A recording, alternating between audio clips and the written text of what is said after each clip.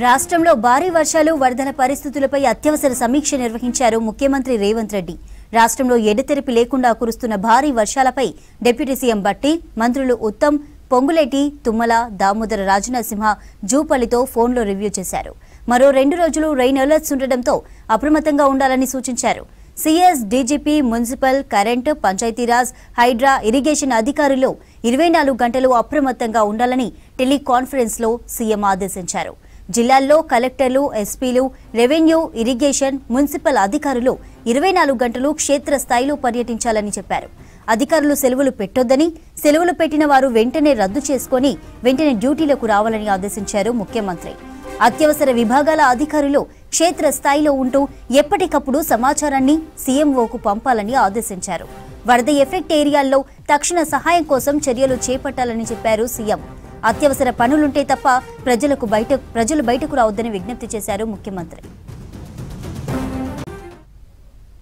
మరోవైపు లోతట్టు ప్రాంత ప్రజలు అప్రమత్తంగా ఉండాలని ఆదేశించారు సీఎం. ఎలాంటి అవసరం ఉన్నా అధికారులకు ఫోన్లో సమాచారం ఇవ్వాలని సూచించారు ముఖ్యమంత్రి. మంత్రులు, ఎంపీలు, ఎమ్మెల్యేలు, ఎమ్మెల్సీలు స్థానికంగా ఉంటూ సహాయక కార్యక్రమాలు చేపట్టాలని ఆదేశించారు సీఎం. 24 గంటలు అలర్ట్గా ఉంటూ సహాయ కార్యక్రమాల్లో భాగం కావాలని కాంగ్రెస్ కార్యకర్తలకు సూచించారు ముఖ్యమంత్రి. రాష్ట్రంలో భారీ వర్షాలు, వరదల పరిస్థితులపై అత్యవసర సమీక్ష నిర్వహించారు సీఎం రేవంత్ రెడ్డి. రాష్ట్రంలో ఎడతెరిపి లేకుండా కురుస్తున్న భారీ వర్షాలపై డిప్యూటీ సీఎం బట్టి, మంత్రులు ఉత్తమ్, పొంగులేటి, తుమ్మల, దామోదర రాజనరసింహ, జూపల్లితో ఫోన్లో రివ్యూ చేశారు. మరో 2 రోజులు రెయిన్ అలర్ట్స్ ఉండడంతో అప్రమత్తంగా ఉండాలని సూచించారు.